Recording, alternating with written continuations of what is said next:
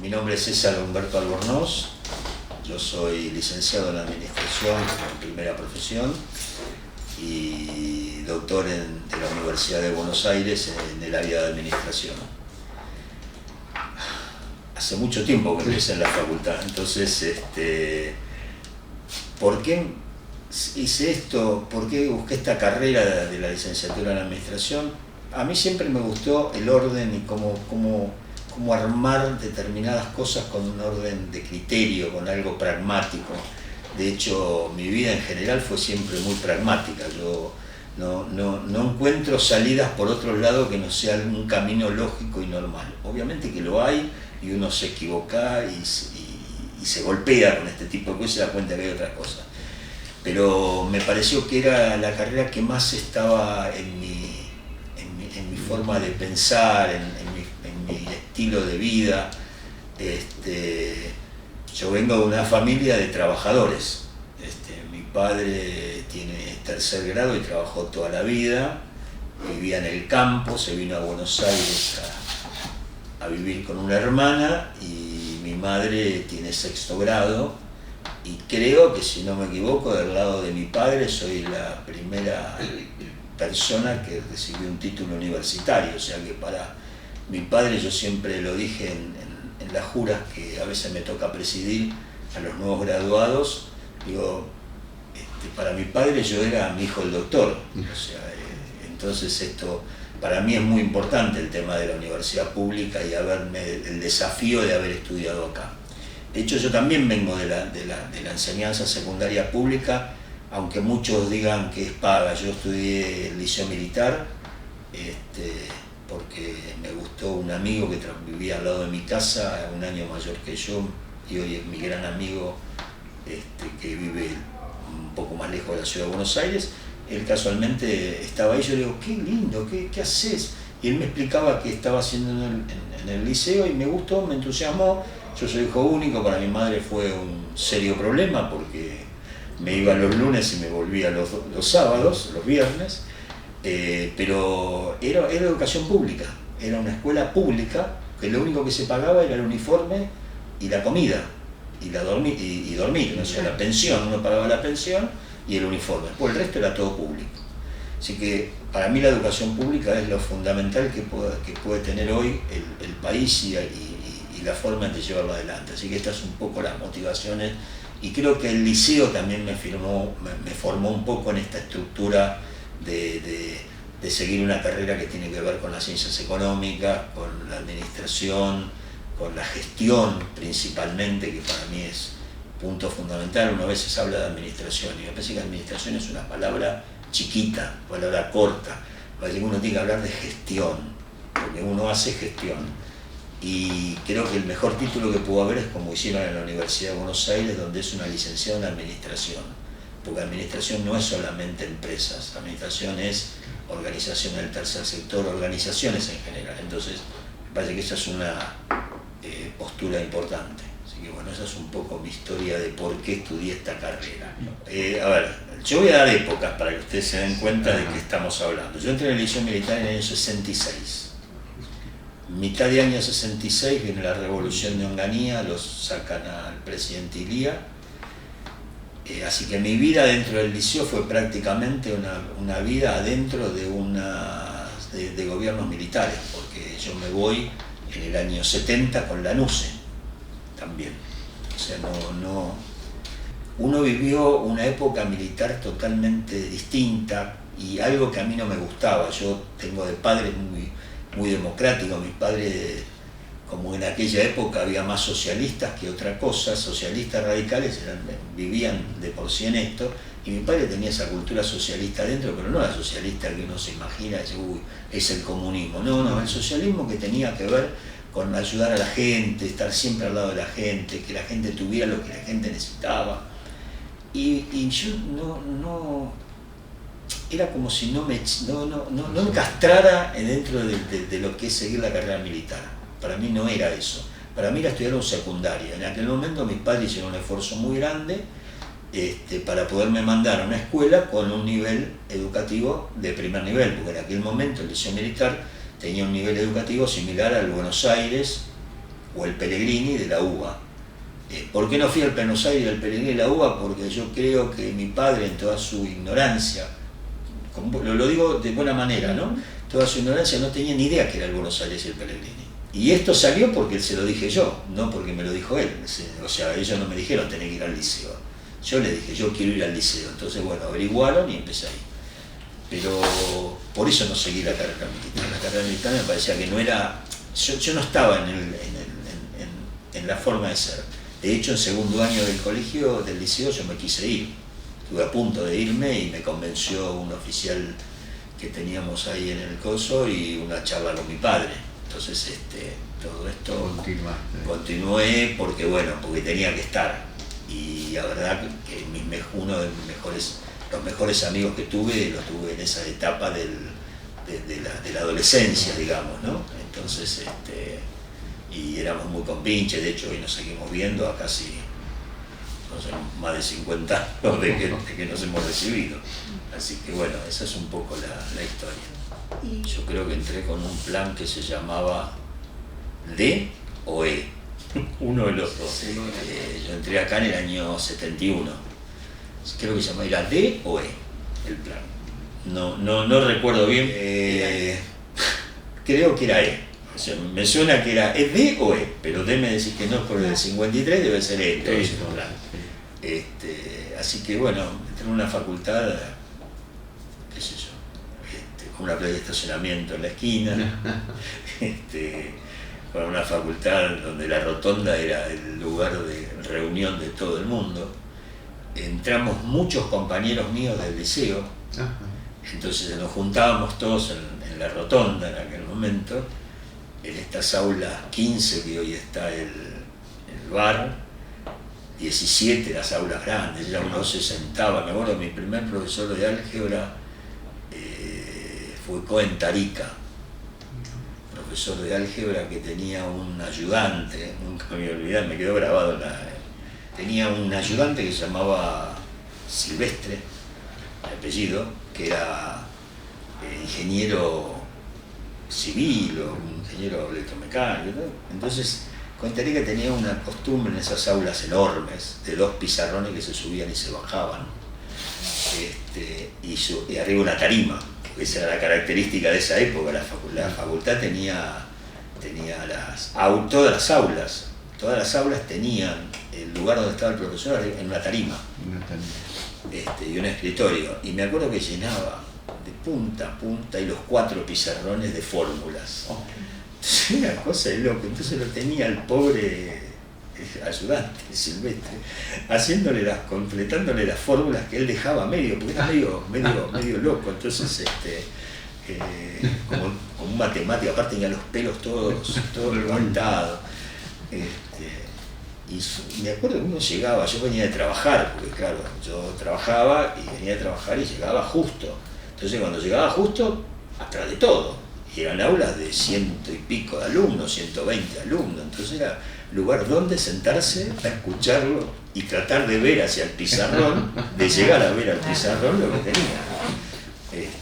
Así eran las clases magistrales que había en aquel momento, análisis matemático, álgebra.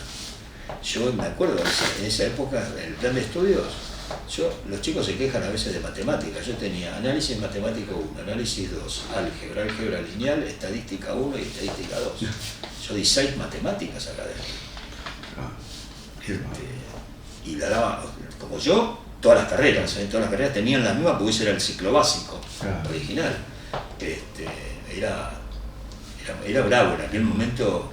Y después uno agarraba los periodos, obviamente. Yo agarré el 73, la primera parte del 73, que fue la época de Cámpora, donde todo esto era un incordio, porque veníamos de la época de los militares, bastante reprimidos, y a una época de liberalismo total, o sea, el péndulo teníamos de la derecha hacia la izquierda total, entonces no teníamos, pero en la izquierda no por el problema ideológico, sino porque nos íbamos de una punta a la otra, en donde ya los profesores, algunos hasta daban clases en la esquina porque no podían, en el bar, acá en la esquina donde está Martínez hoy, estaba el bar Facultades, era una zona de bares, estaba lleno de bares por todos lados, que iban los de medicina, económicas, por todo lo que estaban dando vuelta.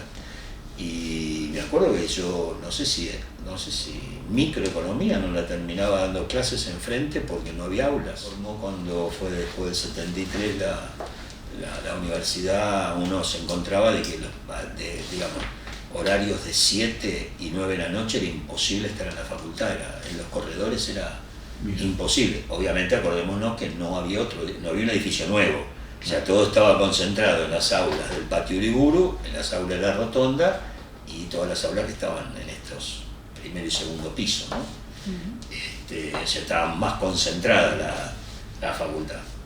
Y después que para la facultad nuestra siempre fue lo mismo, o sea, uno venía, trabajaba y venía a la facultad, o venía a la mañana a la facultad y después trabajaba y después volvía a la facultad a la noche. O sea, esta es una facultad de gente profesionalista, gente que venía a trabajar, venía de trabajar, entonces aprovechaba. Yo empecé en la facultad acá trabajando en una azucarera, que en aquel momento se llamaba Las Palmas del Chaco Austral, hasta que el gobierno, con el tema del azúcar, la estatizó y pasó a llamar Compañía Azucarera Las Palmas, creo. O sea, le sacó Las Palmas del Chaco Austral, Compañía Azucarera Las Palmas, es un ingenio azucarero del Chaco. Y ahí yo era cadete, yo empecé trabajando como cadete.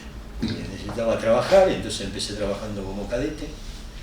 Después de ahí pasé a otro lugar, ya un poco como, entre comillas, un administrativo cadete, en una fábrica de billares, que tenía un local comercial en la calle Lima y Cochabamba. Y era pintoresco porque generalmente en estos lugares en la administración trabajaban todos idóneos, obviamente, no había profesionales ahí, y eran casi todas mujeres. Entonces yo trabajaba en la administración en el local tenía un pedazo adentro, en el mismo local, donde estaban 4 escritorios, donde nos sentábamos todos a hacer las cosas del IVA. En aquel momento no existía el IVA, existía el impuesto a las ventas, y ahí trabajaba y hacíamos entregas y veníamos y vendían ropa deportiva. Entonces la gente que venía cobraba su jornal, antes se cobraba, en aquella época era muy característico cobrar cada 15 días el sueldo, entonces los jornales la gente cobraba cada 15 días la quincena y venían y se compraban camisetas de fútbol y todo. Era muy pintoresco y escuchábamos radio todo el día, obviamente, así que, y tango, porque se escuchaba tango, Radio Rivadavia, desde que empezaba hasta que terminaba, ¿no? Y después de ahí salí y me venía a la facultad, o sea, y después empecé cambiando. Un compañero mío, que también éramos compañeros acá en la facultad, el padre falleció, tenía una fábrica de caños plásticos, allá por Flores Sur. Yo vivía en Flores Sur, yo vivía en la avenida, lo que ahora se llama Eva Perón, antes se llamaba Avenida del Trabajo, y Mariana Costa, y esto quedaba en Mariana Costa y Perito Moreno, así que a mí me quedaba muy bien.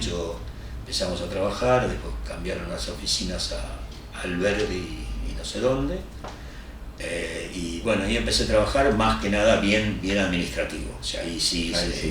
Ahí adentro no hacía nada de cadetería, al contrario, de hecho era un poco el responsable de un área específica de liquidación de sueldos y registraciones contables, así que bueno. Y ahí empecé mi carrera. Yo durante 35 años estuve en la actividad privada, o sea, estuve casi 17 años en el Grupo Pérez Compán, 16, 17 años en el Grupo Pérez Compán, porque la empresa que yo estaba la compró el Grupo Pérez Compán, y bueno, me pidieron la gente misma del grupo. Yo era en ese momento ya profesor de finanzas de acá y me había medio orientado para el área de las finanzas, y me pidieron que hiciera la evaluación, que los ayudara en la evaluación de la empresa. Se ve que les gustó, porque cuando vino, yo era en ese momento el gerente financiero de la empresa, les gustó, trabajé bien, para ellos trabajé bien, y bueno, y me pidieron que me quedara. Y de ahí me quedé, obviamente, 15 años, 16 años más en el Grupo Pérez Compán, hasta que, bueno, pasé a otra actividad en otra fábrica, pero bueno, siempre trabajé en la industria. De hecho, Eduardo me conoce, sabe que yo estoy acá desde la mañana temprano, porque yo siempre entraba a la fábrica a las 8 de la mañana, siempre trabajé en fábricas, entonces para mí era normal estar a las 8 de la mañana sentado en un escritorio en una fábrica. Entonces, no dejé. Bueno, y después me vino la actividad pública, que eso es otra cosa más.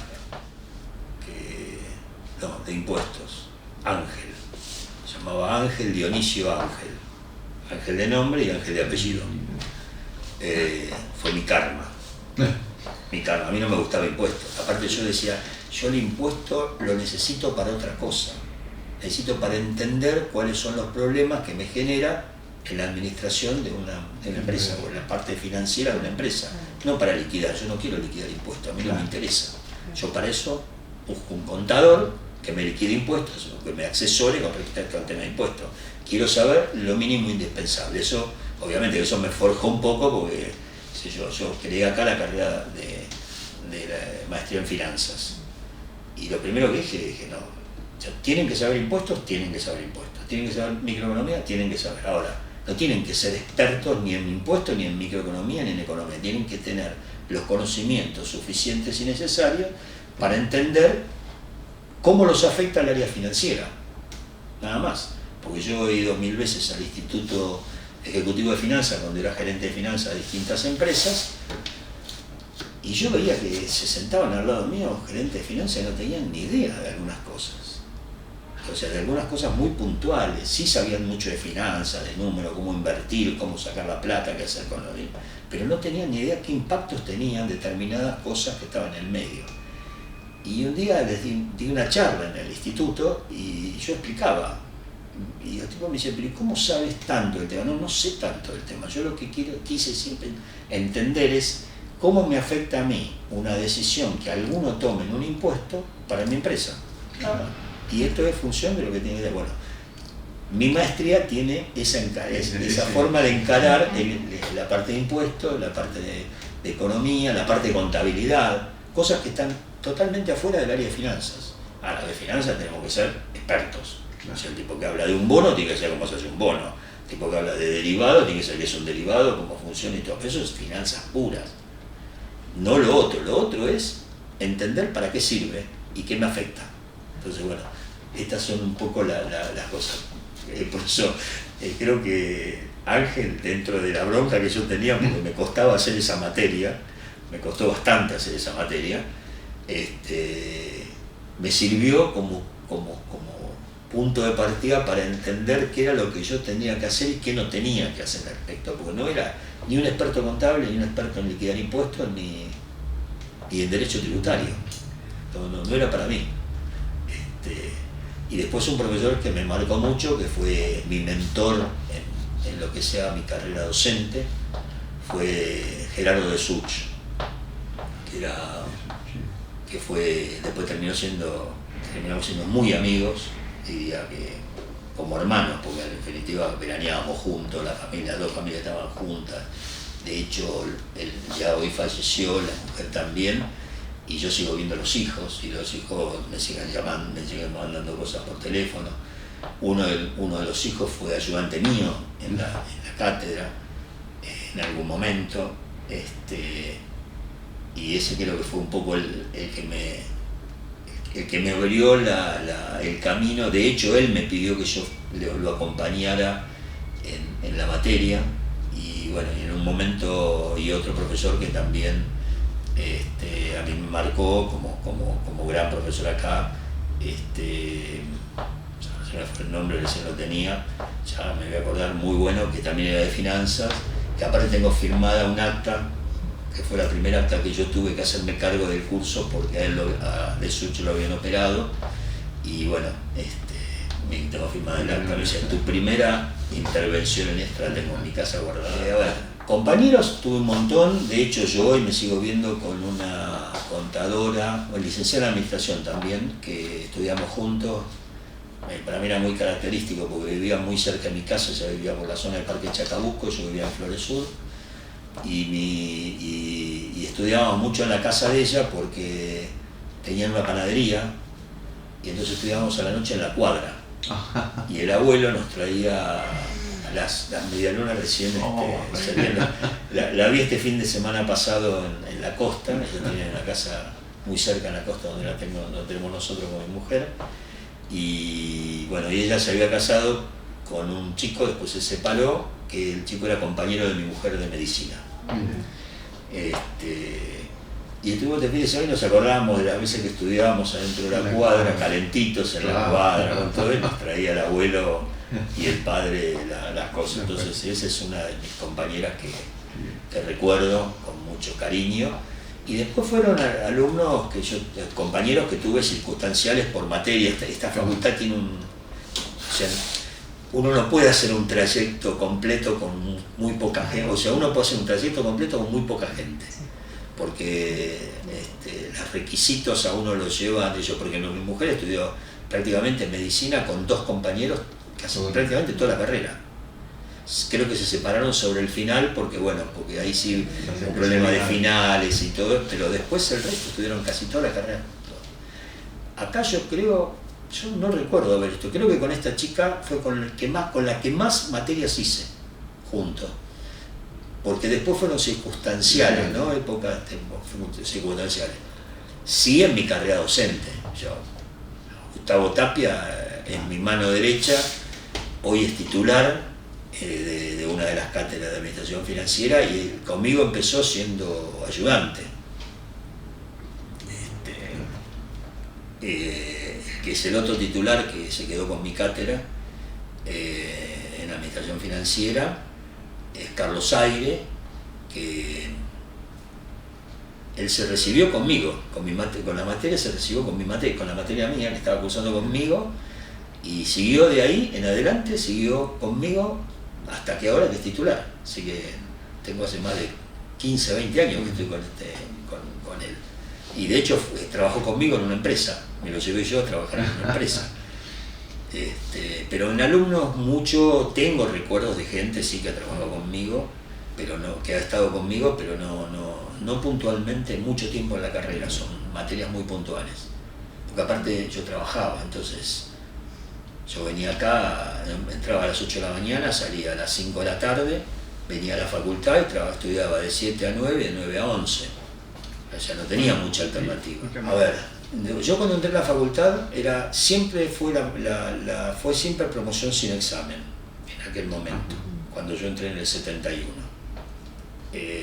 Y siguió en el 73 de la misma manera. Lo que pasa es que los exámenes en el del 73 al 76, o al 74, sí, 76, 73, 76, fueron exámenes que eran, más que nada eran grupales, se armaban exámenes grupales, no había exámenes muy puntuales, porque yo las materias más duras ya las había pasado, o sea, yo todas las materias de matemática, salvo estadística 1 y 2, que la tuve que hacer después, pero después las materias duras de matemática yo las había hecho al principio. Sí, los exámenes yo estaba mucho con sociología de la organización, microeconomía, todas esas materias eran mucho de exámenes de grupales, en trabajos prácticos.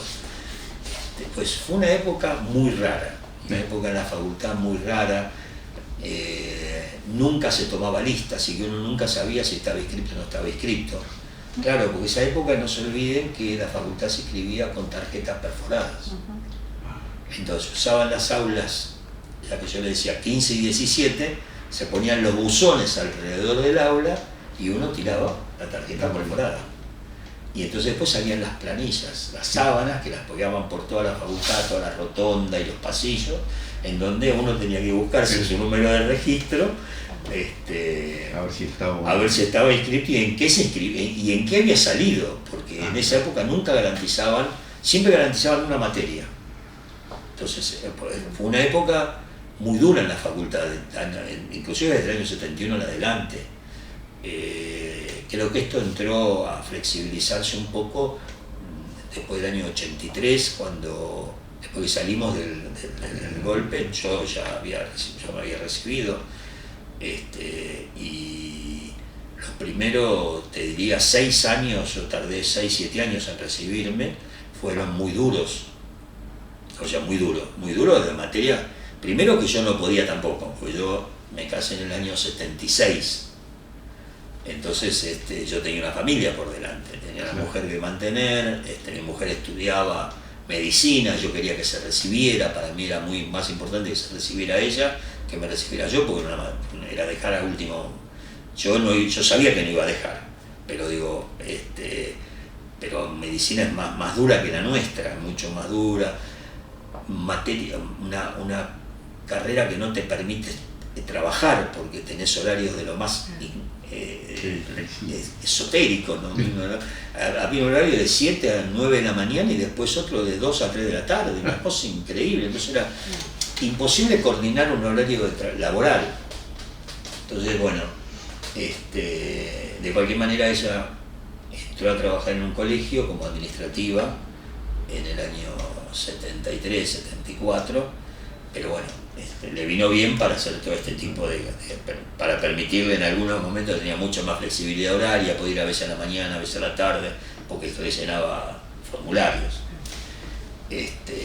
Pero yo no, yo tenía que trabajar, entonces yo trabajaba, me acuerdo, cuando nos casamos vivíamos acá en Paraná y Santa Fe, y yo trabajaba en Mataderos. Ya me tomaba el colectivo y era 1h30 de viaje hasta Mataderos. Entonces era 1h30 de ida, 1h30 de vuelta, y de vuelta yo llegaba y no iba a mi casa, iba a la facultad, y a mi casa llegaba a las 11 de la noche. Y al otro día otra vez a las 6 de la mañana arriba, porque entraba a trabajar a las 8. Era como decía en un momento Perón, decía, de mi casa al trabajo, del trabajo a la facultad, de la facultad a mi casa. Entonces no tenía chance. Y aparte uno cuando trabaja tiene a veces la cabeza puesta en otro lado. En realidad para mí era más importante conservar el trabajo que militar en la facultad. Aparte no se podía militar, olvídate, militamos 3 años, si querés ver algún año, que fue del 73 al 76. Antes del 71 que yo entré al 73 existía la militancia, y del 74 o 76 al 83 no existía militancia. Entonces era muy difícil militar, muy difícil. Un periodo cortito, y la verdad que en ese periodo de 73 al 76 para mí el trabajo era lo más importante, porque aparte fueron épocas difíciles, no se vivía bien, bueno, como siempre, Argentina es cíclico, no vienen dando vueltas. Pero bueno, es lo que hemos vivido en aquella época. Tuve procesamiento, me parece que se llamaba Sistemas de Información y Procesamiento de Datos, que mi profesor fue Raúl Saloca. Él iba a decir que no se llamaba así la materia, creo que se llamaba Sistemas de Información y Procesamiento de Datos. Me parece que se llamaba así, porque estaba junta. Pero sí, tuve. Y Raúl Saloca fue mi profesor. Yo siempre le digo, vos fuiste mi profesor en algún momento de la carrera. Bueno, yo tuve profesores, Zapeninsky, Saloca, Levi. Alberto Levi era un profesor muy joven cuando yo lo tuve en comercialización, que estaba junto con Basualdo, con Pedro Basualdo, con Sony. Así que bueno, tuve Krieger, Chili, lo tuve en estructuras y procesos administrativos, nunca me voy a olvidar, que hubiera sacado, sí, no me acuerdo. Esos son grandes profesores que tuve en su momento. Lo tuve a Manuel López, a Manuel lo tuve también, a Manuel lo tuve en Historia Económica.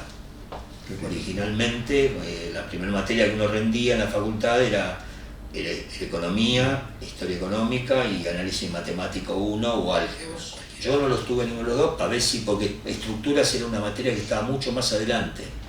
Y yo hice estructuras, ¿con quién hice? Decisión. Teoría de la decisión, no me acuerdo si no la hice con Gili. Parece que yo la hice con Gili. Pues hice 2 materias yo con Gili. Pero no lo tuve a Pavesi. Sí lo conocía a Pavesi, lo conocía a Frisch, a los dos, en guión, en contabilidad. En docencia yo empecé en el año 81-82 como ayudante de Such. En el 83 yo concursé por primera vez, que fue el primer concurso que se abrió como ayudante de primera. Creo que fue en el año 83, sí, cuando se abrieron Cuando después que se normalizó ese proceso que vino después de que subió Alfonsín, que se normalizó la universidad, ahí yo concursé como ayudante de primera. Y después hice prácticamente la carrera. Yo fui ayudante de primera, ayudante, jefe de trabajos prácticos, adjunto, asociado y titular. Así que toda la escalera completa. Y de hecho el titular hasta renové, o sea, yo me concursé como titular, cumplí los 7 años y renové por otros 7 años más. Así que, y se vencían ahora. Y el año pasado me dieron el cargo de profesor emérito, lo de profesor emérito, un poco por la trayectoria como yo hice toda la carrera docente, en definitiva en la facultad. Tengo todo el ciclo. Y no fui ayudante de segunda porque el ayudante de segunda era estudiante. Yo en ese momento no me daba el tiempo. O sea, me dio el tiempo cuando pude dejar de estudiar y me dediqué a trabajar, y ahí me llamaron porque De Such trabajaba conmigo en una empresa. Y un día en la empresa él era auditor, creo, una cosa así, de la empresa. Y yo era el gerente financiero y él me preguntó, me dice, ¿no querés venir conmigo, darme una mano? Dale, yo estoy solo. Bueno, empecé dándole una mano a Gerardo allá por los años.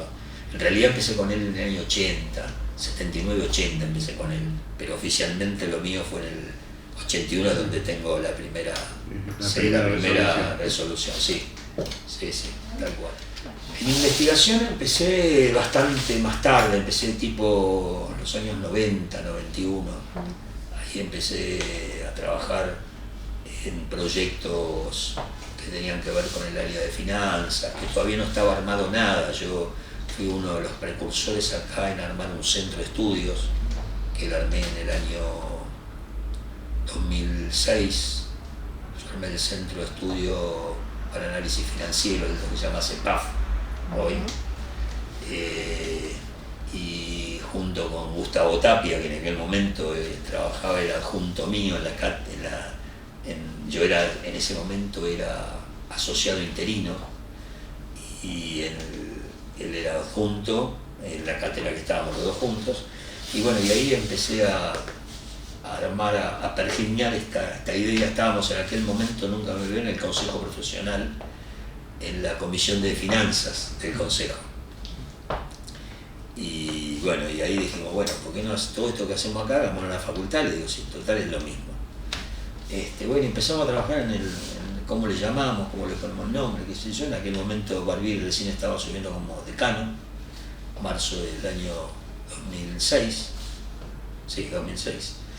Y bueno, y yo le pregunté porque si podíamos armar un centro. Me dice, sí, armamos un centro, eso necesitamos eso, no tenemos nada. Bueno, la facultad estaba muy orientada a las áreas de humanidades, contabilidad y economía, y finanzas no existían, no había nada. Entonces había que empezar a armar algo. Bueno, yo fui uno de los que empezamos acá con la gente que teníamos nosotros en la cátedra y que teníamos también, porque en el Consejo Profesional teníamos muchos profesionales que tenían que ver con las áreas de económica, que después lo trajimos como profesores acá. Nos fuimos trayendo a todos para acá y armamos el Centro de Estudios Y bueno, el Centro de Estudios empezó a funcionar bien. La verdad que trabajó con muchos proyectos de investigación. De hecho, hoy el centro tiene 3 proyectos de investigación, proyectos de desarrollo estratégico, tiene 3. El año pasado terminamos 2, el anteaño terminamos otros 2 más. O sea, venimos nosotros trabajando constantemente y formando investigadores, ¿no? Recursos humanos, porque esto es lo que más interesa, porque, digamos, nosotros ya somos grandes. Yo, digamos, estaré ahora y no sé cuánto tiempo más estaré, por lo menos hasta el 2027 que termina el mandato voy a estar, pero digo, después uno también se cansa. Yo soy de las personas que creen que hay que dar un paso al costado en los momentos que tiene que hacerlo. Me parece que hay gente más joven que tiene que entrar a trabajar, gente intermedia que tiene que crecer, porque si uno está siempre arriba tapándolo, los de abajo no tienen expectativas de subir porque tienen siempre un tope en el medio. Y el que está ahí abajo de uno, menos todavía. Entonces digo, me parece que estas cosas uno tiene que ir dando pasos al costado. Por eso en algunas cosas yo me fui retirando para que se dediquen a otros, ¿no? Sí, es el instituto. El centro tiene dos áreas, en realidad. Un área que es netamente de investigación y un área que es una calificadora de riesgo. Fue una novedad. Cuando sacaron la ley de entidades, la ley de mercado de capitales, permitieron que las universidades públicas tuvieran calificadoras de riesgo. Entonces, en algún momento, yo hablando con el que estaba en aquel momento en la Comisión Nacional de Valores, y no miento, él no estaba todavía, él era subsecretario o secretario de la parte de refinanciamiento de deuda en el Estado. Yo le empecé a preguntar, le digo, ¿qué pasa si nosotros, cuando sacamos esto, estaba Enrique Vanoli como presidente de la Comisión Nacional de Valores? Digo, ¿qué pasa si nosotros nos transformamos en calificadora del Estado? O sea, la Universidad, Facultad de Ciencias Económicas, con el centro de estudio, esto era el centro de estudios. Digo, ¿qué pasa si se transforma en calificadora del Estado? Digamos, que analice los documentos que emite el Estado, haga proyecciones y en función de eso le da un dictamen. Nosotros podemos hacerlo perfectamente, o sea, somos un ente autárquico, la Universidad de Buenos Aires es autónoma, es autárquica, no tiene por qué no hacerlo, y el Estado le viene bien porque es una universidad nacional la que está haciendo la calificación. Y él me dice, no, pero vamos un poco más allá, me dice, pongamos las universidades nacionales como calificadora de riesgo. Me dijo en ese momento este muchacho Vanoli, que estaba haciendo, entonces, cuando fuimos yo presenté todos los papeles con Vanoli. Vanoli de la noche a la mañana quedó afuera y los papeles estaban presentados dentro de la comisión. Y estaba ahí uno que era del área de Kicillof estaba como ministro de Economía en ese momento, había subido. Y yo veía que el papel mío, los papeles nuestros nunca salía, había salido Moreno, había salido 3 de febrero y la nuestra no salía. Entonces un día pido una entrevista con Kicillof, lo voy a ver. Kicillof me conocía porque en aquel momento había sido profesor en la facultad, yo había sido secretario de Hacienda acá en la facultad y él estaba atrás de un expediente, su famoso concurso de titular, y él me conocía perfectamente bien, sabía quién era yo. Entonces me da la entrevista y yo nos juntamos y le digo, mira Axel, tengo un problema, tengo metido en la Comisión Nacional de Valores la presentación de la Universidad de Buenos Aires como calificadora de riesgo. Salió Moreno, 3 de febrero, y nosotros no salimos. Digo, ¿cómo es esto? Digo, es insólito, le digo, la primera universidad del país no sacan a nosotros y sacan a las otras que son universidades que tienen 20 años. No, quédate tranquilo. Levantó el teléfono y dice, no me acuerdo quién era en ese momento, quién estaba ahí. Dice, che, ¿tenés ahí una cosa al presidente? Le digo, ¿vos tenés ahí? Sí, lo tengo acá, claro. El tipo lo tenía claro, no, pero no lo mandaba al directorio. El problema que tenía es que no lo mandaba al directorio. Entonces levanta el teléfono y dice, no, bueno, ¿cuándo consigo esto? Un 28 de febrero, no, 28 de diciembre, mira la fecha que estoy hablando, 28 de diciembre, cuando asume Macri. O sea, que tuvimos prácticamente 3 años con el expediente que subía y después aparecía abajo de vuelta. Obviamente que Kicillof no lo sacó, o sea, el que estaba con Kicillof, esto era mentira. Kicillof habló, todo bien, pero cuando me fui yo, levanté el teléfono y se volvió a ponerlo de abajo. Y nos dieron el 28 de diciembre, ¿por qué? Porque yo le había pedido en aquel momento al presidente de la Comisión Nacional de Valores, al nuevo, subí uno nuevo, le pidió una entrevista para ver si me lo saca. Y en el interín yo estaba de vacaciones en la costa y en ese interín me llega la aprobación con fecha 28 de diciembre del 2015, entonces me dan la entrevista en febrero.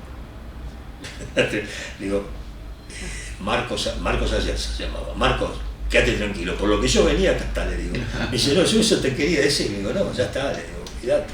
Pero no fue porque él lo quiso. Él se sacó de encima todos los problemas dando vuelta en el medio y cuando vi Universidad de Buenos Aires dijo, no me quiero meter, por las dudas. Así que bueno, ahí tenemos, o sea, la tenemos del año 2015, una calificadora de riesgo, que en un país como el nuestro, donde el mercado de capitales es muy chico, las 3 grandes son las que funcionan, las que trabajan con porque aparte los que califican emisiones de acciones son empresas muy grandes que generalmente son subsidiarias de empresas internacionales y ya tienen sus calificadores de riesgo, y las 3 que son internacionales vienen con, es como si yo quisiera, o sea, a una empresa internacional decirle, che, el estudio contable de Juan Pérez te puede llevar a hacer la auditoría. Y dice, no, yo lo hago con Arthur Andersen, olvídense, porque viene desde la casa matriz. Esto es más o menos lo mismo. Entonces, cuesta. Y el mercado de capitales en Argentina es muy chiquito. Pero viene trabajando bien. Nosotros, no sé, pusimos una expertise mucho en el área de seguros. Entonces, muchas compañías de seguros hoy están trabajando. Hicimos un acuerdo con la otra calificadora de riesgo que se llama Evaluadora Latinoamericana, en donde nosotros no competimos con ellos, sino que lo que ellos no hacen lo hacemos nosotros, lo que nosotros no hacemos lo hacen ellos.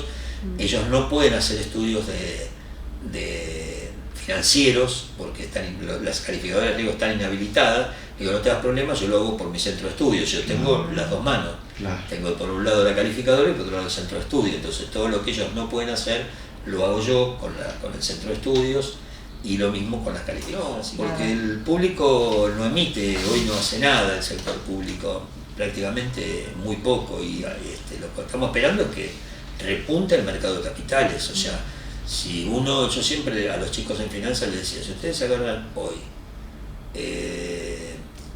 el New York Times y agarran la parte de finanzas, debe tener más o menos unas 20 hojas, solamente de cotizaciones de empresas. 20 hojas, 20 carillas. Si uno va hoy a los diarios nuestros, ya no existen. Claro, fíjense que hoy no hay más. O sea, uno va al área económica y no hay cotizaciones, no están las cotizaciones. ¿Por qué? Porque son 50 empresas, son siempre las 50 mismas empresas que están cotizando. O sea, no hay emisiones de acciones, ¿no? Este es un mercado muy chico. Es un mercado que más va funcionando por instrumentos financieros. Descuento de pagaré, descuento de cheques postdatados, o sea, instrumentos financieros que no requieren calificación. Entonces, es muy difícil hacer esto. Pero nosotros en el CEPAF trabajamos muchísimo en la época que se colocaban fondos del famoso Fondo de Garantía de Sustentabilidad, que fue lo que quedó de las AFJP cuando sacaron el sistema. Bueno, ellos tenían un inciso Q en aquel momento, que era que les permitían prestar plata a las empresas para procesos productivos. Bueno, todas esas evaluaciones las hicimos nosotros. Nosotros hicimos evaluaciones de YPF, de todas las reconversiones a las de YPF. Hicimos la de General Motors, la ampliación de la planta de Rosario de General Motors, que todo el mundo me dijo, ustedes son locos, ¿cómo la agarran? No la querían agarrar las calificadoras de riesgo oficiales, porque tenían en Estados Unidos, General Motors estaba en lo que ellos le llaman el Chapter 11, que son las empresas que están en convocatoria. Entonces una empresa en convocatoria no puede emitir. Bueno, y ahí nosotros le hicimos la calificación, nos dijeron locos, porque nos pusimos a la calificación. Me acuerdo que en algún momento con un actuario tuve una discusión fuerte, porque él me decía, ¿cómo le dicen esa tasa de retorno? Le digo, bueno, es lo que nos dio a nosotros hicimos un trabajo, porque aparte nuestro proyecto, evaluación de proyecto no era una evaluación de proyecto normal, era una evaluación de proyecto con impacto socioeconómico. Entonces, cómo beneficiaba a la zona, o sea, no solamente era la inversión de la plata. Bueno, no solamente dio más de la tasa de retorno que nosotros habíamos dado, sino que el préstamo General Motors lo repagó 6 meses antes de lo que tenía que tener. O sea, digamos, era muy buen negocio, no es que estaba bien hecho. Y la verdad que trabajamos muchísimo, llegamos a tener un grupo de casi 80 personas trabajando, porque teníamos muchos proyectos en el medio. Es cierto que el ANSES a nosotros nos había tomado como caballito de batalla, entonces nos daba todos los trabajos a nosotros, pero no importa, nosotros trabajamos fuertemente. El centro de estudio trabajó mucho en esa época con el Fondo de Garantía de Sustentabilidad. O sea, los préstamos nosotros no tocábamos un peso, lo que hacíamos era la evaluación de proyectos. Y la verdad que fue muy bueno, muy bueno. Sinceramente, después de nuestro centro de estudio fue bueno. Y a la pregunta que me decía recién Eduardo, que nuestro centro de estudio está en el marco de un instituto UBA, que se llama IGEDECO, es un instituto de gestión, Le pusimos especialmente ese nombre, Instituto de Gestión, porque creíamos que nosotros deberíamos hacer más cosas de lo que hace normalmente una administración. O sea, nosotros necesitamos hacer gestión, y no solamente gestión en esto, sino gestión en general, porque estamos trabajando, que nosotros tenemos 3 proyectos ahora en marcha, aprobados por el Ministerio de Educación. Uno que tiene en marcha que se llama longevidad productiva, que tiene que ver con todos aquellas tercera edad, todo lo que puede aportarle a la sociedad con respecto a seguir manteniendo a gente, digamos, bueno, hoy tenemos un problema de edad, ¿no? Hoy ya no es más el longevo el de mayores de 70, sino el longevo es el mayor de 80, 85, hoy digamos, pero hay un momento, una etapa en el medio que todavía sigue estando sigue siendo productiva la gente para poder trabajar. Bueno, nosotros estamos trabajando en un proyecto de investigación que está aprobado por el Ministerio de Educación. El segundo proyecto que tenemos es un proyecto que se llama Pulsar, que es un observatorio que estamos trabajando sobre la realidad socioeconómica de nuestro país, viendo todos los avatares que le da a la sociedad en general este tema, y estamos sacando documentos prácticamente casi 2 meses, sacamos un documento específico donde se maneja el tema de la realidad socioeconómica de nuestro país. Ahí trabajan sociólogos principalmente, mucha gente de sociología, de ciencias políticas de nuestra universidad, y obviamente economistas, que son los que hacen el ensamble de este tipo de cosas.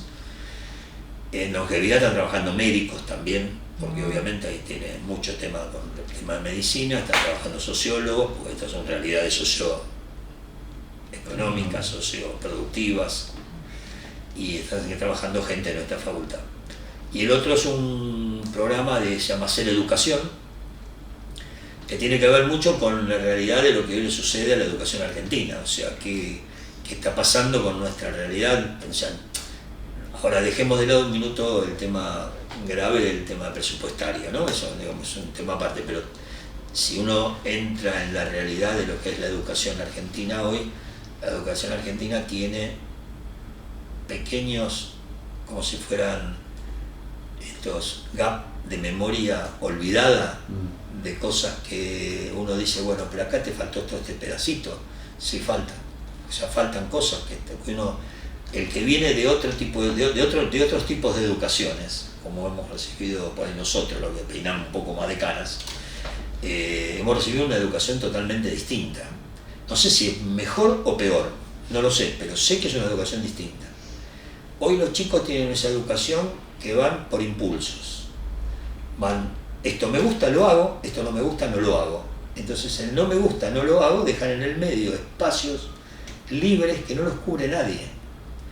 Y me parece que es un tema que hay que trabajarlo muchísimo. Vuelvo a repetir, no sé cuál es el mejor sentido de la educación, no sé cuál es el mejor, porque nosotros importamos muchos estándares de educación de muchos lados, que hay mucha gente, por ejemplo, nosotros importamos el estándar de educación de España, y España lo estaba sacando. Sí. O sea, nosotros trajimos importamos un estándar de educación de España, y España lo estaba sacando porque no le estaba dando resultado. Claro, no le estaba dando resultado. Y después tenemos un problema serio, o sea, tenemos fronteras de educación adentro de nuestro mismo país. Y esto no puede ser, no es posible. Entonces me parece que ahí está faltando, primero, una coordinación, y hablo en general de todos los gobiernos, sí. Yo fui subsecretario de Políticas Universitarias y me fui, porque me cansé de pensar cosas que después no se ponían en marcha, y me cansé de decir cosas que yo veía que estaban mal, desde la gestión oficial, y no se ponían en marcha. Entonces, cuando uno mira la educación, y más aquellos que venimos de la educación hace mucho tiempo, y ejerciendo la educación hace mucho tiempo, se dan cuenta que a este país le está faltando en algún momento que haya un gran acuerdo o un gran Congreso Nacional de Educación donde se sienten todos los que de alguna manera son actores en la educación. Alumnos, profesores, pensadores, educadores, todos a pensar cómo tiene que ser la educación de acá a 50 años. Porque no estamos pensando eso. No estamos pensando al chico Estamos pensando al chico para el año que viene. Y no estamos pensando al chico de acá a 50 años. ¿Qué va a hacer? Hay cosas que a mí digo, no puedo entender que un chico no tenga objetivos. No puedo entender, porque yo siempre tuve objetivos, siempre me puse un objetivo por delante, o sea, y tenía que llegar a cumplir. Después cuando llegue, no llegue es otro problema, ¿está bien? Pero uno tiene un objetivo hacia dónde va. Que después la vida, ese objetivo se lo lleve a hacer, a cambiar o a reformular o a tratar de llegar de otra manera. Pero la verdad, hoy bueno, eso es hacer educación. Estamos trabajando en eso. Es difícil. Yo termino este año 2024 y tengo que presentar, o sea, como cualquier proyecto de investigación que uno hace, yo tengo que presentar los resultados del proyecto de investigación. Es lo que voy a hacer. Si después al Ministerio de Educación le interesa que nosotros sigamos profundizando en el tema, a cualquier Ministerio de Educación, ¿no? Pero el de este gobierno, que va a ser seguramente el de este gobierno, porque termina este año 2024, si le interesa seguir profundizando o que nosotros seamos, en nuestro grupo, siga trabajando en esto, lo haremos. Si no, buscaremos qué otra cosa podemos hacer productivo para que venga. ¿Qué es lo que trabaja nuestro centro? Nuestro centro de estudios en la Universidad de Buenos Aires, y en especial en la Facultad de Ciencias Económicas, trabajan para eso. O sea, no trabajan por objetivos estratégicos, por objetivos hacia donde queremos que la sociedad entienda hacia dónde podemos ir y qué podemos aportarle a esta facultad. Porque en realidad también tenemos que mirar qué le podemos aportar desde estos centros de estudio, estos institutos, a nuestra facultad. Por eso estamos trabajando. Somos institutos UBA, tenemos un compromiso, y el compromiso hay que asumirlo. Lo que pasa es que el compromiso también tenemos que aprender a asumirlo en forma transversal. O sea, no necesariamente meternos como un caballo de sulky con las cosas, solamente con las cosas económicas. O sea, tenemos que hacer algún proyecto que sea transversal, donde yo pueda trabajar con gente de ingeniería, de medicina, de económica, de sociología, de filosofía. Me parece que esa es la forma de trabajar. Yo, primero, creo que la facultad, nuestra facultad, tiene algunas cosas que ha hecho muy bien y que sigue potenciándolas, que es los famosos cursos de capacitación para los docentes. Así que eso ha sido un quiebre que se hizo en algún momento en la facultad.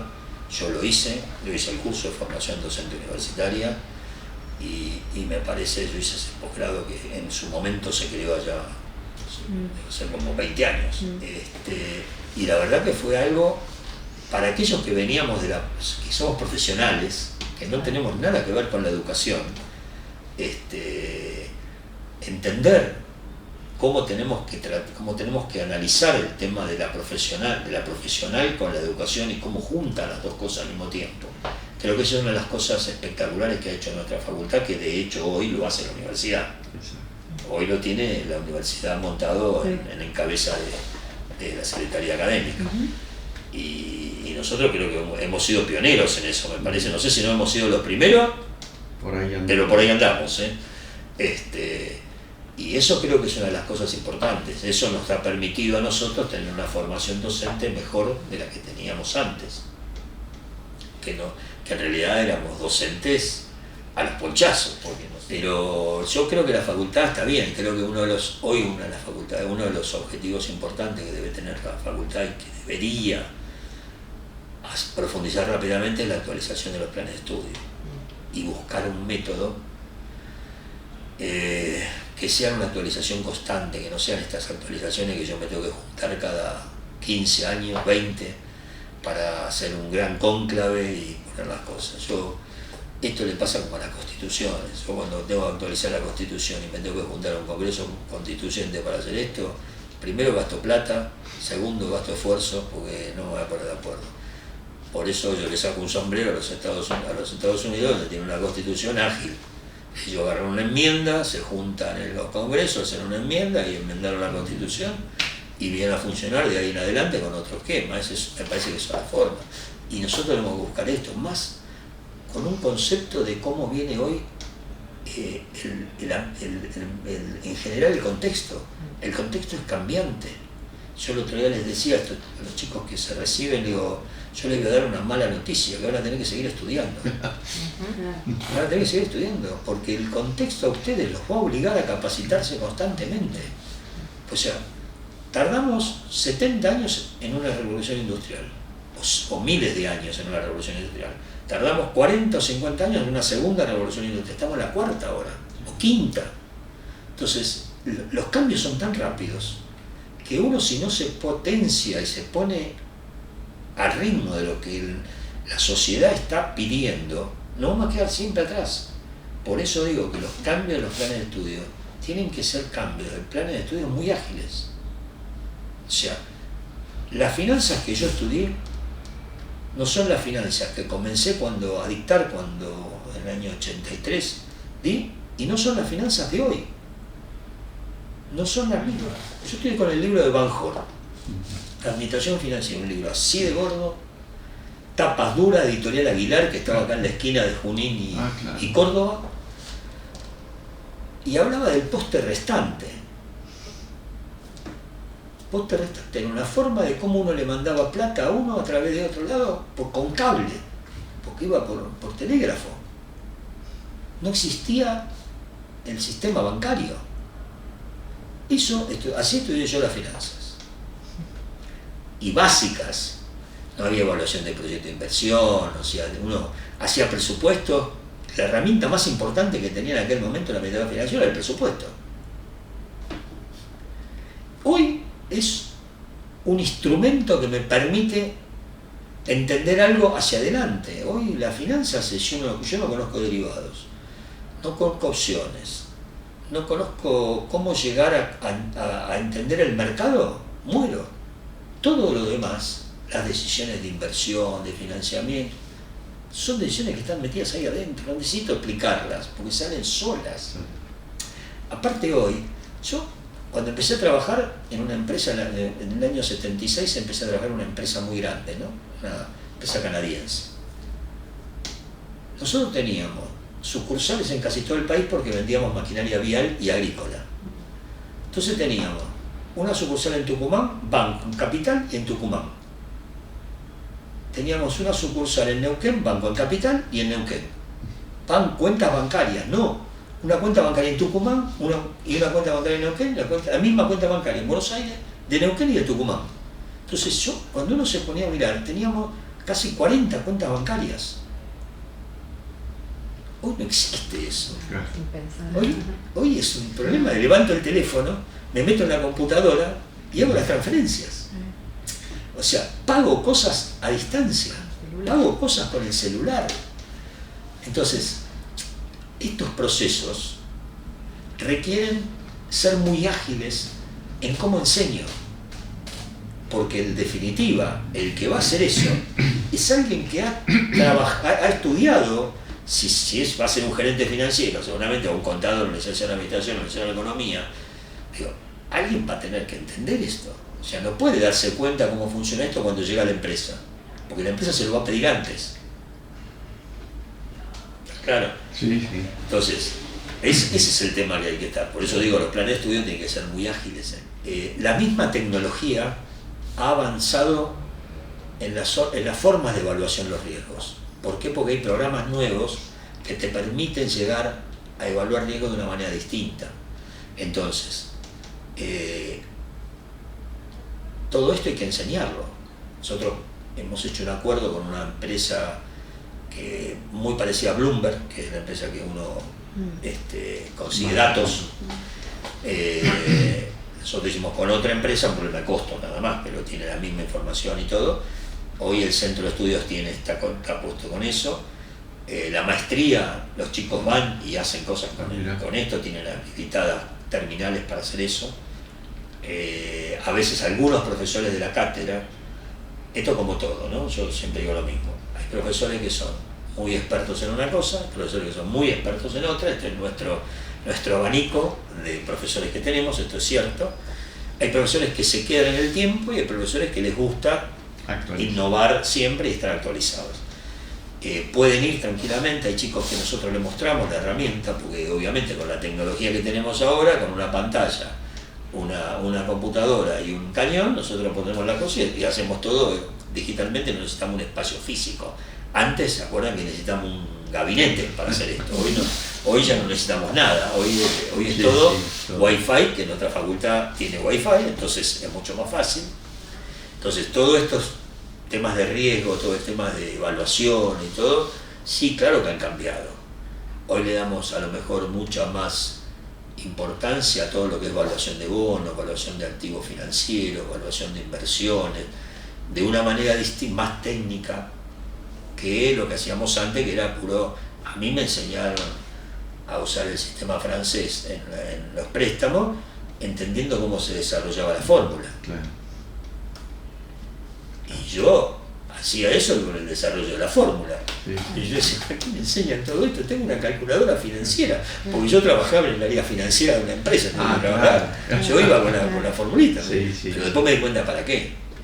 Porque yo cada vez que ingresaba un dato ahí, yo tenía que saber qué hacía el dato. Claro. Entonces el tipo me enseñaba qué era lo que hacía el dato, que esto es lo que me enseñó de Such. Entonces me dice, no, vos tenés que entender, si vos pusiste una cosa que decía, pago, bueno, ¿sabés qué ese pago? ¿Qué hace con esa cifra? Bueno, esto me explicó. Hoy a los chicos se nos enseñamos, porque primero que los chicos quieren soluciones rápidas. Sí. Yo no le puedo hacer un desarrollo de 20 columnas para que él haga cómo tiene que hacer el crédito, cómo tiene que hacer un análisis de un préstamo por sistema francés. Claro. Bueno, hoy los chicos son más fáciles, más pragmáticos, mucho más pragmáticos de lo que es uno. Entonces no les enseña a uno eso, le enseña directamente cómo funciona la fórmula y nada más. Y ni siquiera con la fórmula, de todo la agarran en Excel y ya lo tienen hecho. Y lo tienen. Pero hay que aprenderlo, porque el Excel tiene algún error que ahora lo corrigió. El Excel tenía un error. Mirá. O sea, había que ponerle un signo contrario al que uno normalmente usaba, porque el Excel no lo tomaba. Eso lo descubrió un chico que estudió acá en la facultad, que era de esas tipo ratas de laboratorio que se sentaban y haciendo. Entonces explicó cómo venía la. Y hoy ya está cambiado, pero digo, lo que quiero decirte es que también es bueno saber de dónde vienen las cosas. ¿No? Porque uno es parte de la historia, parte de lo que uno sabe. Yo, en el año 2004, un amigo mío, muy amigo, lo habían nombrado presidente de un ente de la ciudad y me dijo, César, necesito que me acompañes. Yo soy abogado, psicólogo y político. De gestión, cero. No tengo ni idea. No, pero Carlos, yo estoy trabajando, qué sé yo. La persona se llama Carlos Campolongo. Es muy amigo mío, nuestras familias del lado de mis suegras y la madre de él eran muy amigas, entonces bueno, nos conocimos hace muchos años y un día me llama y me pregunta eso. Le digo, mira Carlos, yo estoy trabajando. No, quédate tranquilo, vos vas a venir, ¿cuánto está ganando? Al final me convenció y me fui. Tampoco estaba muy contento me fui porque tampoco estaba muy contento en el trabajo en ese momento que estaba haciendo. La verdad que me había gustado cambiar. Bueno, fue un desafío muy lindo porque era un ente chiquito, muy politizado, de gestión, un ente que hacía control de los servicios públicos de la Ciudad Autónoma de Buenos Aires. Yo le di una impronta muy administrativa, muy de gestión. Lo transformé en gerencia general, en lo que eran antes secretarías, con un gerente general, gerentes de áreas y una estructura bien matricial para poder trabajar. Esa fue mi primera experiencia. Yo le decía, después, mi primer año ahí fue terrible, porque yo venía de la administración privada y pasé a la administración pública. Le dije, esto es como si yo veniera en un tren bala, de la noche a la mañana me paran en una estación, me dicen, bueno, hasta acá llega el tren, tiene que subirse acá, y al lado estaba la porteña. Entonces yo tenía que subirme a la porteña y entrar a caminar en la porteña, o entrar así. Entonces, el ejemplo más gráfico que este, imposible. Le di una impronta, fui cambiando, la verdad que me vino muy bien, me ayudó a entender del otro lado, que uno nunca ve, el que trabajó siempre en la administración privada no ve el esfuerzo de lo público y que en lo público también hay gente que se esfuerza mucho para trabajar. Hay de todo, pero hay gente que se esfuerza muchísimo a trabajar.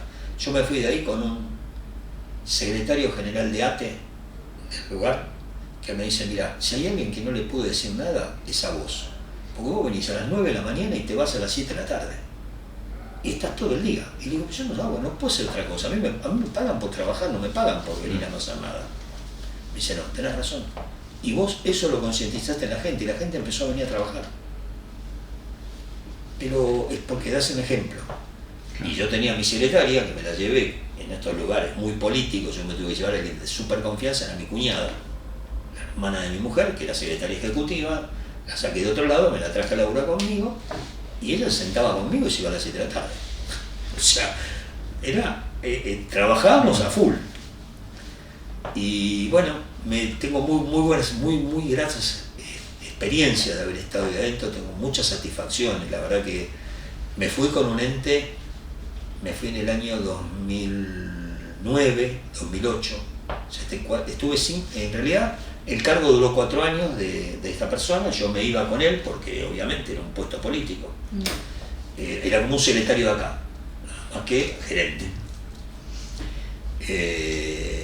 Y me quedé un año más, porque el que subió como presidente me pidió que por favor me quedara para terminar de armar todo, y al final, en un momento determinado, le dije, mirá, le digo, yo me tengo que ir, por varias razones me voy.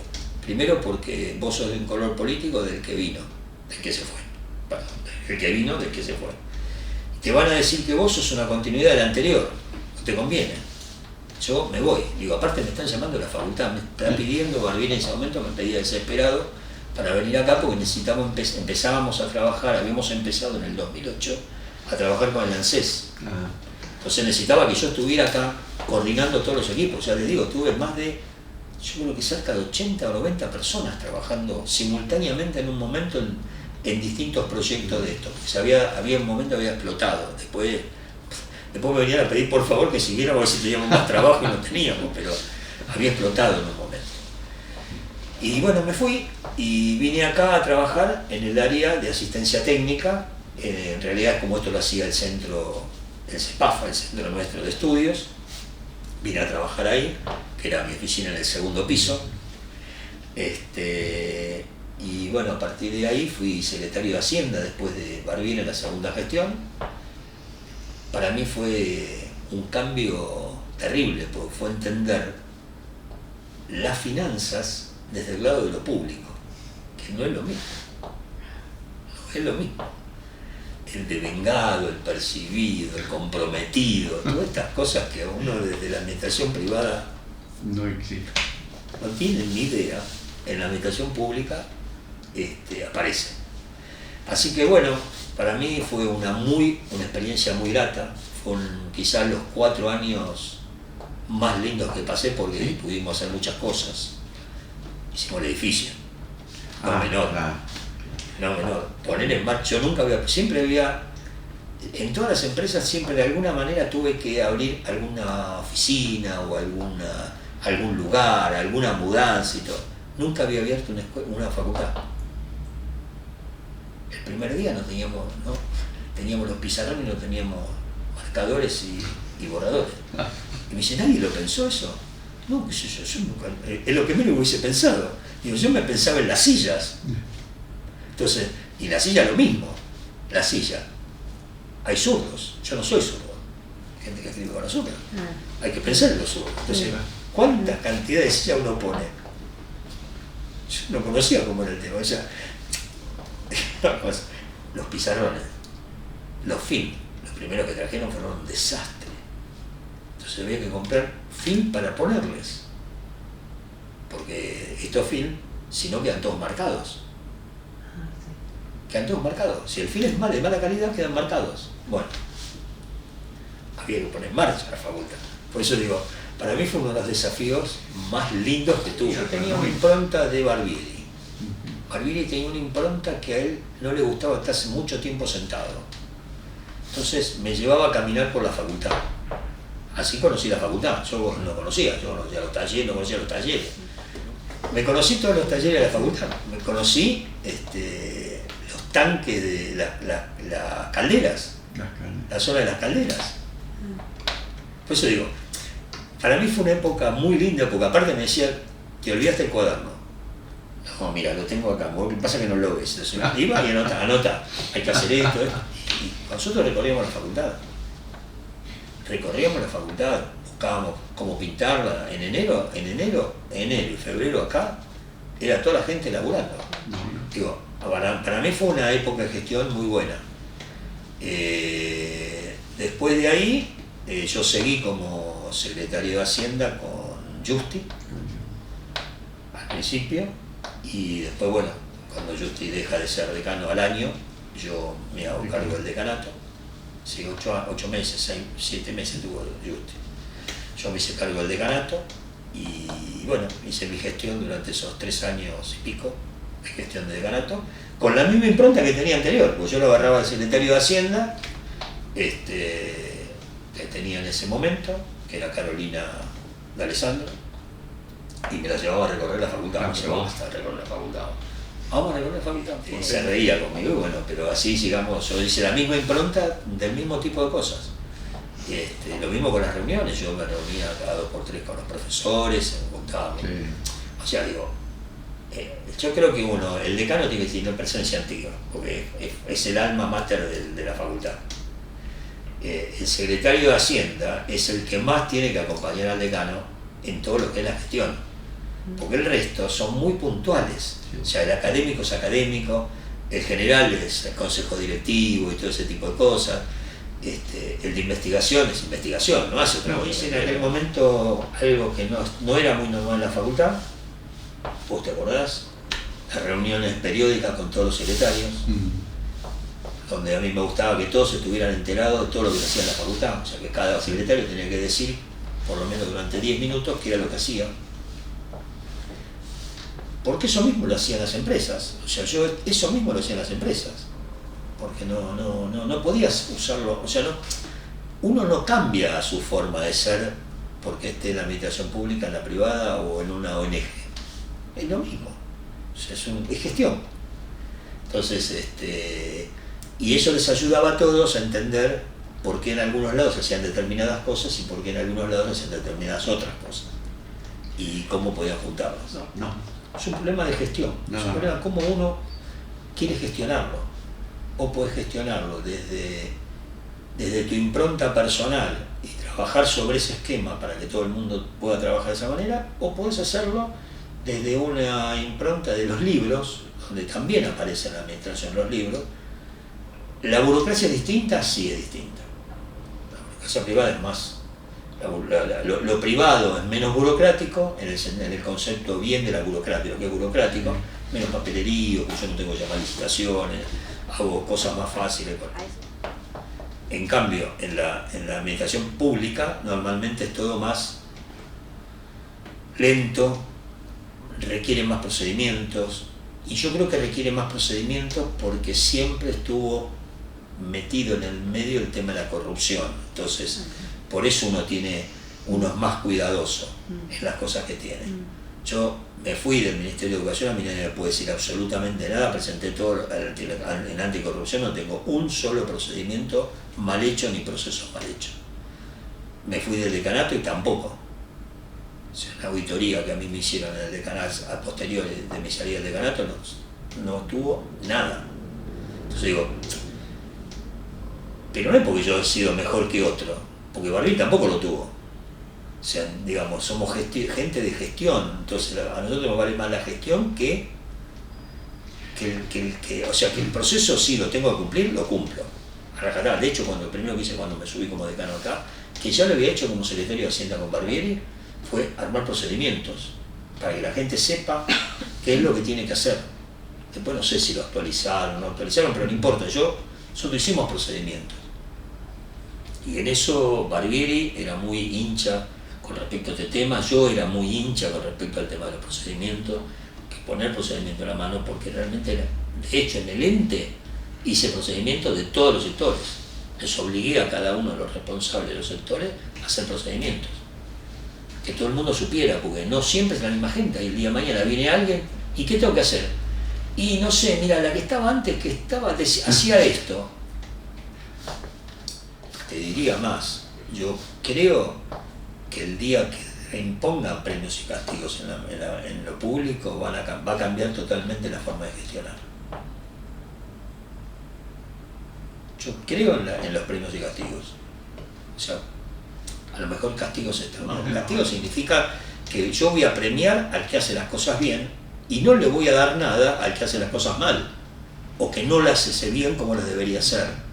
Digo, no sé si llamarlo como quiera, si es premio o castigo, o premios e incentivos o desincentivos, no importa mucho, pero me parece que eso sí es fundamental.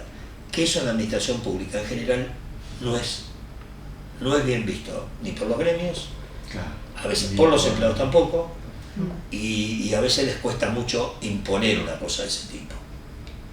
Yo creo en el mérito. Claro. O sea, vos me preguntás, tan difícil, sí, yo creo en el mérito. O sea, alguien es mejor, tiene que ser premiado, tiene que tener un mérito. Porque si no, ¿qué diferencia hay entre alguien que hace las cosas bien y alguien que hace las cosas mal? En el colegio llevaba la bandera que tenía el mejor promedio. Sí. No llevaba la bandera que tenía el peor promedio, o el del medio. Y la bandera no la llevaba él porque era el hijo de la maestra de primer grado, no, la llevaba porque tenía el mejor promedio. Yo creo en el mérito. De hecho, esta facultad y esta universidad trabaja sobre el mérito. Trabaja sobre el mérito. Vos le das un magna cum laude a aquel que tiene determinado promedio para arriba en toda su carrera. ¿Eso es mérito o no es mérito? Es mérito. Que después a uno le importe o no le importe tenerlo, es otro problema. ¿Está bien? A mí nunca me importó llevar la bandera, por lo tanto, yo no tenía, no te esforzabas por eso. No, y aparte no solo no me esforzaba, sino que tampoco sentía que él era más que yo porque tenía la bandera. No, él hizo más mérito que yo para tenerla, nada más. Pero es igual que yo, digo, estudiamos los dos iguales. Digo, pero creo en el mérito, creo en el mérito, forzosamente creo en el mérito, si no, no podría creer en premios y castigos. Claro. Una cosa está asociada a la otra. Estaba recién Eduardo, que en algún momento yo me junté con Manuel López y hablamos muchísimo. A mí me gusta mucho la historia, ¿no? De hecho, hoy estoy leyendo un libro de Julio César, me apasiona la historia, es una de las cosas que digo, no sé si hubiese estudiado historia, ¿está bien? Pero me apasiona como herramienta cultural, como conocimiento, todo ese tipo de cosas.